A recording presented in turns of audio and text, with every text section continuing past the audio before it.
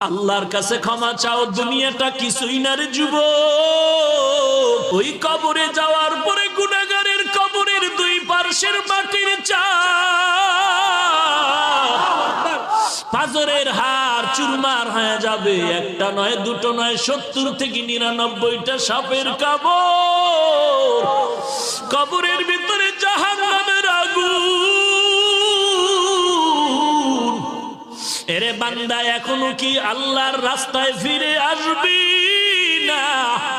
আল্লাহ দেখায় দেয় দুনিয়ার বিল্ডিং এর আগুনে কত যুবকের লাশ, আর চিৎকারের আওয়াজ, বাঁচাও বাঁচাও। একটু চিন্তা করে দেখ, যখন আগুন লাগছিল শরীরের মধ্যে তখন ওদের কেমন লাগছিল, অবস্থাটা কেমন হয়েছিল।